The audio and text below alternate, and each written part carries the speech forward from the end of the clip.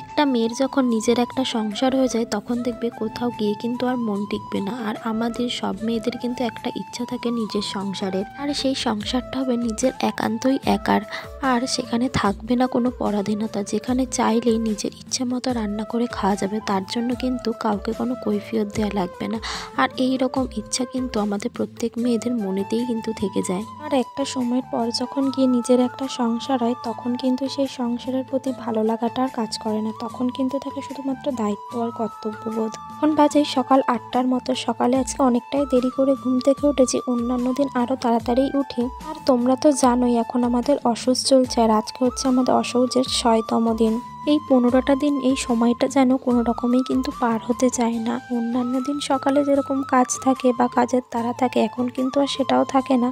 জন্য প্রত্যেক দিনের মতন সকাল সকাল ঘুম থেকে ওঠার তাড়াটাও কিন্তু এখন আর থাকে না। আর এদিকে তো 2-3 দিন ধরে আমাদের এদিকে খুব পরিমাণে বৃষ্টি হচ্ছে, আর এদিকে বৃষ্টির কারণে কিন্তু বাইরের পরিবেশটা একদম পুরো সবুজে সবুজ, কি সুন্দর লাগছে তাই না? তারপর সকালে ঘুম থেকে উঠে সমস্ত বাসি কাজকর্ম সেরে কিন্তু সোজা চলে এসেছি রান্নাঘরে এসে বাড়ির সকলের জন্য বসিয়ে দিয়েছি চা, আর কয়েকটা ব্রেড ছিল সেগুলোকে আর কি সেঁকে নিচ্ছিলাম। আর এই 5-6টা দিনের মধ্যে আমার শরীরের অবস্থা খুব খারাপ হয়ে গিয়েছে, আমার চোখ মুখের হাল দেখে তোমরা বুঝতে পারছো, কিন্তু কিছু করার নেই। ঘরের খাটের পাশে যে টেবিলটা দেখতে পাচ্ছ, এটা না কয়েকদিন ধরেই অগোছালো হয়ে রয়েছে, ভাবছি যে গোছাবো কিন্তু সেটা আর হয়ে উঠছিল না।